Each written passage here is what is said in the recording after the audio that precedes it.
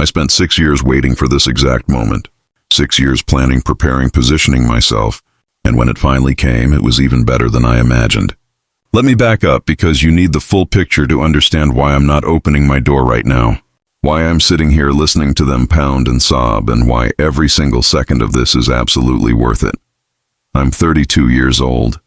For the first 24 years of my existence, I served as the family's emotional target. Not physically abused, but psychologically worn down.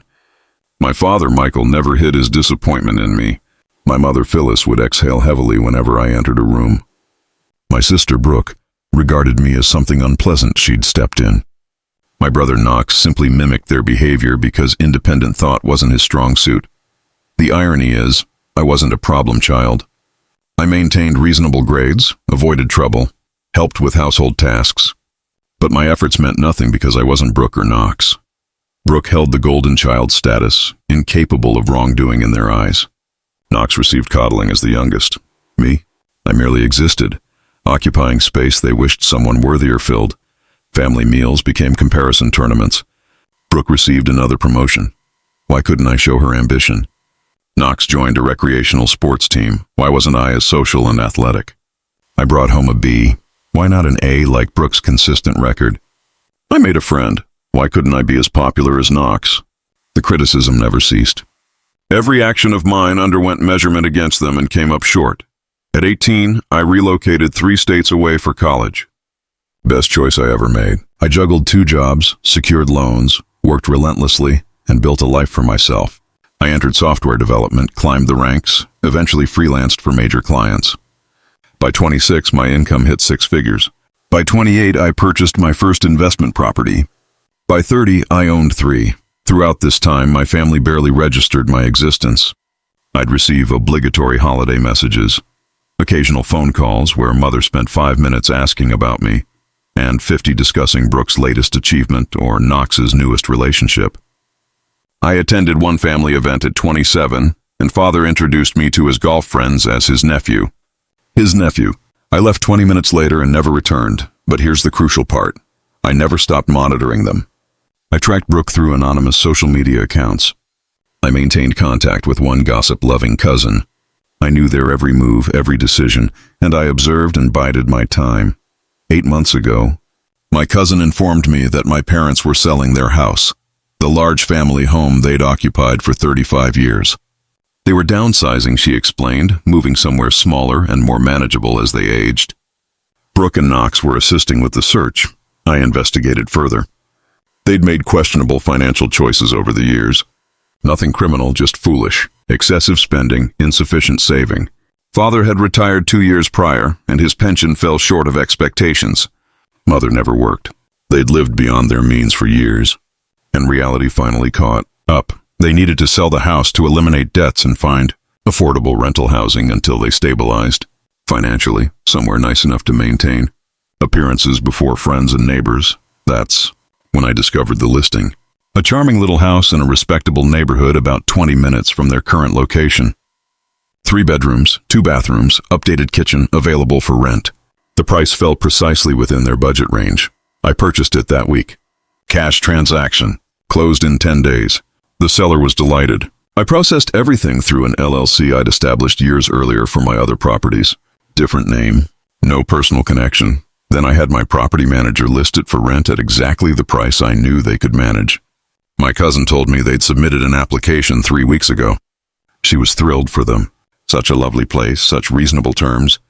Perfect for their situation. I approved their application immediately, had my property manager send the lease, arrange the move-in date, handle everything professionally. They had absolutely no idea it belonged to me. Zero suspicion. Yesterday I drove to their old house to assist with packing. Yes, I actually appeared to help. First time seeing them in person in 5 years.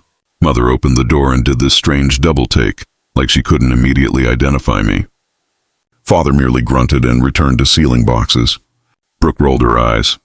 Knox asked if I planned to stay for dinner as if it inconvenienced him, but I smiled and said I wanted to help.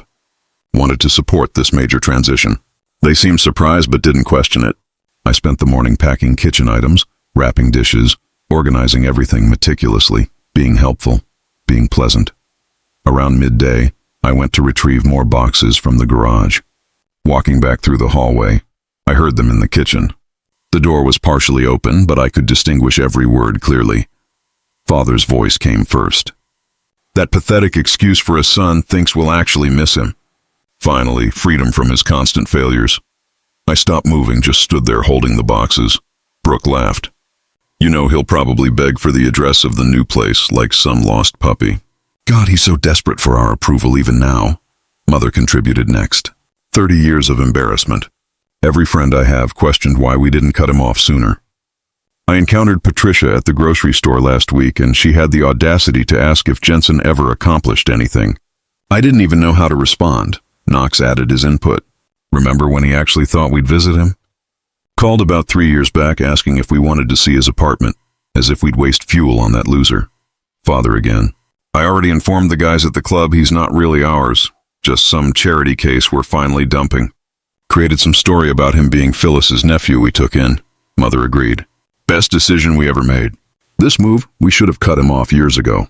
At least Brooke and Knox turned out successful. I stood there for maybe 30 seconds. Then I smiled, carried the boxes into the kitchen and asked where they wanted them. They all looked at me strangely for a moment, probably wondering if I'd overheard anything. I maintained that same pleasant expression and returned to packing. I spent the remainder of the day being the most helpful son imaginable. Carried heavy furniture, organized the truck, ensured everything was labeled and packed efficiently. Father actually said good job at one point, like he was shocked I could manage basic tasks. Around 6, I told them I had to leave, but wished them luck with tomorrow's move. Mother gave me this awkward partial hug. Father shook my hand. Brooke and Knox barely glanced up from their phones. I drove home, ordered pizza, and waited. The moving truck was scheduled to arrive at their new rental at 9 this morning. My property manager called me at 9:15. They'd arrived with the truck, excited. He'd met them there with the keys, then informed them that unfortunately the property owner had decided to occupy the property himself and would not proceed with the rental. He handed them a check for their deposit and security, apologized for the inconvenience, and departed. My cousin texted me at 9:45. Did you hear what happened to your parents? Some jerk landlord backed out last minute. They're devastated. Truck is loaded. House is sold. They have nowhere to go. I didn't respond. At 10, I received a call from an unfamiliar number. I let it go to voicemail. It was Brooke. Her voice was frantic. Jensen, we need your help. Something terrible happened with Mom and Dad's rental. Please call back. I deleted it. At 11, Knox called from his number. I answered this time. He tried to explain the situation, asked if they could maybe stay with me temporarily while they figured things out. I asked him how he obtained my number since I'd changed it 3 years ago.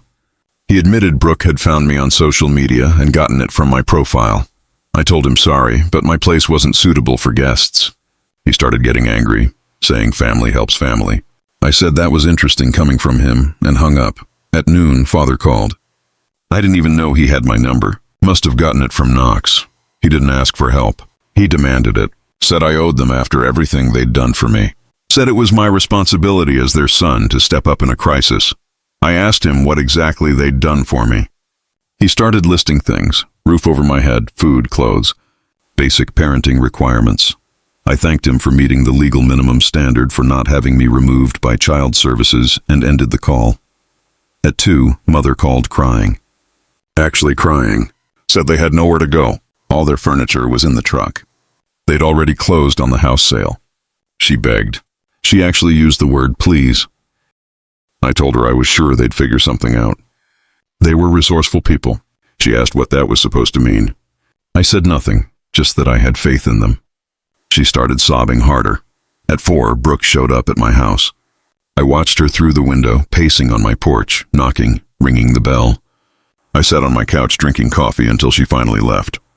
At 6, Knox showed up. Same thing, knocking, ringing, calling my phone. I ordered Chinese food and ignored him. At 8, my phone started exploding with messages. Brooke saying I was being unreasonable. Knox calling me selfish. Father saying I was proving what a failure I always was. Mother begging again. I read each one carefully. Saved them all. Then I put my phone on silent, and now it's midnight. I'm sitting here in my living room with all the lights off, and outside my door I can hear all 4 of them pounding, sobbing. Father's voice is actually breaking, talking about how they can't spend another night in that moving truck, how they have nowhere else to go. Mother is full on wailing. Brooke is shouting about how could I do this to them. Knox is saying we're family, we're supposed to help each other. I'm just sitting here in the dark listening, remembering that conversation from yesterday. Every word, every laugh, every sneer, and I'm smiling because tomorrow morning, I'm going to open that door and we're going to have a very different conversation than the one they're expecting. Okay, so the comments on my last post were split between people telling me I'm a legend and people saying I need to just let them in and hear them out. To the second group, you clearly didn't read the part about what they said about me in that kitchen. But fine, I opened the door, not because I felt bad and definitely not because I was going to help them. I opened it because I wanted to watch them squirm. Because this whole thing was always leading to this exact moment. It was 1:15 in the morning when I finally turned on the porch light. I could see all four of them through the window. Mother was sitting on the steps with her face in her hands. Father was leaning against the railing, looking about a decade older than yesterday. Brooke was pacing like a caged animal. Knox was on his phone, probably trying to find a hotel that wasn't fully booked. I unlocked the door and opened it. Just stood there in the doorway, not moving aside to let them in. Mother's head snapped up. She practically lunged forward, but I held up my hand. We're talking out here, I said. You wanted to talk, so talk. Father straightened up and tried to pull together that authoritative voice he always used on me growing up. Jensen, this is ridiculous. It's past 1 in the morning. We're exhausted. We've been in that moving truck since 9 this morning with nowhere to go. You're going to stand there and make your mother sit on these steps. I looked at him. Yeah, I am. Because last time I was under a roof with you people, I heard some really interesting things. The temperature on that porch dropped about 20 degrees. I watched all four of them go still. Brooke stopped pacing. Knox's thumb froze over his phone screen. Mother's crying actually paused. Knox recovered first. He tried the confused approach. What are you talking about, Jensen? Seriously, we need help. This isn't the time for whatever grudge you're holding. Yesterday in the kitchen around noon. You guys were having quite the conversation about me. Want me to refresh your memories, or are we going to skip the part where you pretend you don't know what I mean? Brooke's face went red. You were eavesdropping. I was standing in the hallway of your parents' house while you all talked about me like I wasn't even human. I corrected her. There's a difference. Eavesdropping implies I was trying to hear something private. You were just that careless. Father tried a different tactic. He shifted into damage control mode, that businessman voice he used when he needed to smooth something over. Look, Jensen, I don't know what you think you heard, but you're clearly misinterpreting. We were stressed. The move, the packing, everything happening at once. If something came out wrong, nothing came out wrong, I interrupted. It came out exactly how you meant it. Pathetic excuse for a son. Constant failures. Freedom from me. Charity case you're finally dumping. Should I keep going? Or do you want to jump straight to the part where you explain which part I misinterpreted? Mother stood up from the steps. Her voice went into that pleading tone, the one she'd use when she wanted something. Jensen, honey, families say things they don't mean when they're stressed. We were just venting. You know we love you? Do I asked. Because in 32 years, I don't think I've ever actually heard you say that. But I've heard plenty of other things. Every dinner table comparison, every disappointed sigh, every time you introduced me as your nephew instead of your son. Yeah, Dad, I found out about that one. Father's face went pale for a second before the anger took over. I've never introduced you as my nephew. You told your golf buddies at the club 3 months ago that I was Phyllis's nephew you took in, a charity case. Those were your exact words. Twice, actually. Once in March, once in April. How do you even... He started, but I cut him off. I pay attention to things, Dad. I've been paying attention for a very long time. You all just never noticed because you were too busy comparing me to Brooke and Knox. Brooke jumped in then. Oh my God, you're actually insane. You know that. We're standing here at 1 in the morning, exhausted, with all our belongings in a truck, nowhere to stay, and you're bringing up family dinners from years ago. I'm bringing up the fact that you called me desperate for approval like a lost puppy not even 24 hours ago. I shot back. I'm bringing up the fact that Knox here thought visiting me would be a waste of gas. I'm bringing up the fact that Mom told her friend Patricia she was embarrassed by my existence for 30 years. Mother actually gasped at that. She pressed her hand to her chest in this dramatic gesture. I never said that. You're twisting things. You said your friends asked why you didn't cut me off sooner, and that Patricia asked if I ever amounted to anything and you didn't know what to say. Those are your words, Mom. Not twisted, exact. Knox finally looked up from his phone.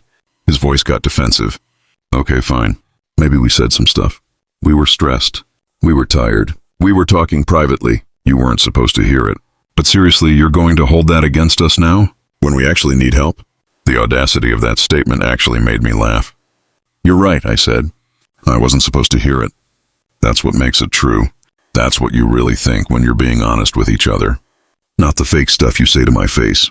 The real stuff you say when you think I'm not listening. Father tried to take control again. Fine. You heard some things that hurt your feelings. We can talk about that later. Right now, we have a practical problem that needs solving. Your mother and I are too old to sleep in a truck. We need a place to stay tonight. Just tonight. We'll figure out something else tomorrow. Why would I help you with that? I asked. Because we're your parents, Father said, his voice rising. Because regardless of what was said yesterday, we raised you. We fed you, clothed you, put a roof over your head for 18 years. You owe us. I don't owe you anything, I said calmly. You did the legal minimum required to not have me removed by child services. Congratulations. That doesn't earn you a damn thing. Brooke lost it at that. She started yelling. You're unbelievable. You know what? Fine, don't help us. We'll figure it out ourselves. We always do. We don't need you. We've never needed you. You're nothing but a bitter, pathetic excuse for a... She cut herself off when she saw my smile. Go ahead, I said. Finish that sentence. I really want to hear how this one ends. Pathetic excuse for a what, Brooke? She turned and stormed down the porch steps. Knox followed her. They stood by the truck, Brooke practically vibrating with rage while Knox tried to calm her down. I could see them having some kind of heated discussion, but couldn't hear it. Mother and Father stayed on the porch. Mother tried a different approach. She sat back down on the steps and just looked at me. What do you want, Jensen? If this is about money, we can... It's not about money, I said. I have plenty of money. More than any of you, actually. 3 investment properties. 6-figure income. Great credit score. Everything you assumed I'd never have because I wasn't Brooke or Knox. Then what? Mother asked. What do you want from us? I want you to understand something, I said. For 6 years I've been waiting, watching, planning. I didn't randomly decide to be petty today. I've been building toward this since I was 26. Father's eyes narrowed. What are you talking about? That rental you applied for? I said, the perfect little house. 3 bedrooms, 2 bathrooms, exactly in your price range, listed at exactly the right time when you needed it most. You thought that was luck? The look on Father's face was something I wish I could have captured on camera. The slow realization spreading across his features. Mother just looked confused for a second, then she got it too. No, she whispered. I bought it 3 weeks ago. I confirmed. Set up the LLC, made the cash offer, closed in 10 days, had my property manager list it for rent at the exact price I knew you could afford from the financial info my cousin accidentally let slip. You never had a chance at that house. It was mine the whole time, Father exploded. He came at me, and I stepped back inside the doorway, ready to shut the door. He stopped himself just short of the threshold. You set this up. All of this? You bought a house just to watch you scramble? I finished. Just to see what you do when you actually needed something from the son you've spent 3 decades treating like garbage. Just to have this exact moment right here. You're sick, Father said. There's something wrong with you. There's something wrong with me, I asked. I'm not the one who spent 30 years telling my kid he was worthless. I'm not the one who introduced him as a nephew. I'm not the one who laughed about him being desperate for approval. That's all you. I just decided to stop being the punching bag and start throwing punches back. Mother was crying again, but different this time. Less desperate, more horrified. How long have you been planning this? 6 years, I repeated. Since I found out Dad was calling me his nephew. That was the moment I decided I was done being invisible. Done being the failure. Done pretending we were actually family. Brooke and Knox had come back to the porch during this. They'd heard at least the last part. Knox looked genuinely shaken. You've been planning revenge on us for 6 years? Planning to protect myself, I corrected.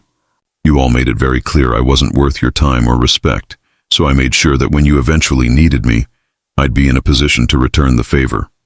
Brooke's voice got cold. You're a psycho. You know that? Who does this to their own family? Who calls their own brother desperate and pathetic? I shot back. Who laughs about him being a waste of gas? You tell me, Brooke. Who does that? She didn't have an answer. Father had regrouped. I could see him thinking, calculating. He tried one more approach. Fine, you've made your point. We were terrible parents. We said horrible things. You caught us, you win. Now, can we please just talk about this like adults inside where it's warm? No, I said. We can talk right here, or you can leave. Those are your options. Where are we supposed to go? Mother asked. The house is sold. Everything we own is in that truck. We have nowhere. You have Brooke, I said. She's so successful. 3-bedroom place, right? Take them in, Brooke. Show me that family helping family thing Knox was talking about. Brooke's face went white. I can't. My lease doesn't allow long-term guests. My landlord is really strict about that. Convenient, I said. What about you, Knox? You're always talking about being there for family. Knox shifted uncomfortably. My place is tiny. 1 bedroom. There's no room. But there's a couch, right? I asked. They could crash there for a few nights, unless their comfort isn't actually your priority. The silence that followed was beautiful. All 4 of them standing there, realizing that none of them actually wanted to help each other, that I'd just done to them exactly what they'd done to me my entire life, pointed out how little they actually cared. Father tried one last time. Jensen, please. I'm asking you, man to man. Your mother needs a bed, a bathroom, basic dignity. We can fight about everything else later. Then you should probably call a hotel, I said, because you're not getting that here. You're really going to leave us out here? Mother asked. Your own parents? You left me out in the cold for 30 years, I said. Emotionally, anyway. Didn't seem to bother you much. I'm sure you'll survive one night. I started to close the door. Father put his hand on it. The look in his eyes was desperate now. All the anger drained out and replaced with something that looked like fear. What do you want? He asked again. There has to be something we can do to fix this. I looked at all 4 of them standing on my porch at almost 2 in the morning. Exhausted, desperate, scared. Everything they'd made me feel for most of my life. I'll think about it, I said, and I closed the door. I watched through the window as they stood there for another 10 minutes. Watched them argue among themselves. Watched Brooke pull up hotel websites on her phone. Probably seeing nothing but no vacancy signs everywhere because there was some kind of regional conference happening this week that had everything booked solid. Watched Knox make a call, probably trying to find anyone who would take them in. Watched Mother cry and Father pace. Eventually, they got back in that moving truck. All 4 of them crammed into the cab and they drove away. My phone has been going off nonstop. Cousin asking what happened. She heard they showed up at my place. Extended family members I haven't talked to in years suddenly concerned about where my parents are staying. Brooke sent me a text calling me every name in the book. Knox sent one asking if I'm happy now. Father sent one with a hotel name and a bill for the night, saying I owed them that much. I didn't respond to any of them because here's what none of them know yet. That house they were supposed to rent? I still own it. It's sitting empty, fully ready for move-in. And I'm going to keep it empty while I watch them scramble to find somewhere affordable in a market where decent rentals in their price range basically don't exist. This isn't over. Not even close. This was just round 1 and I'm just getting started. So, it's been 5 days since the porch confrontation. And holy hell, you guys were right about this spiraling. But not in the way anyone expected.